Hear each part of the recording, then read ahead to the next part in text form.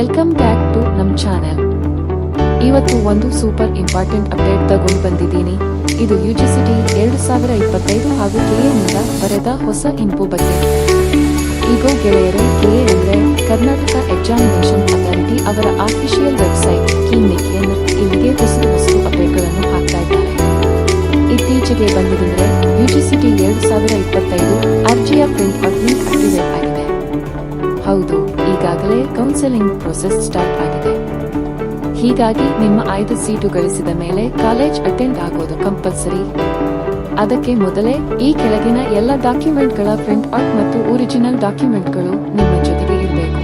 ಅರ್ಜಿ print out, rank card, SSLC PUC marks card, identity proof, passport photos, bond documents ಬೇಕಾದರೆ. ಅದರಲ್ಲೂ ಮುಖ್ಯವಾಗಿ ಕೆಲವರು ಮೊದಲೇ ಅರ್ಜಿ ಡೌನ್ಲೋಡ್ ಮಾಡಿರುವ ಅಂದ್ರೆ ಈಗ ಲಿಂಕ್ ರಿಲೀಸ್ ಮಾಡಿರುವುದು ಖುಷಿಯ ಸುದ್ದಿಯಲ್ಲ. ನೀವೀಗ ಆ ಲಿಂಕ್ ಮೂಲಕ ಅರ್ಜಿಯನ್ನು PDF ಫಾರ್ಮ್ಯಾಟ್ನಲ್ಲಿ ಡೌನ್ಲೋಡ್ ಮಾಡ್ಕೋಬಹುದು.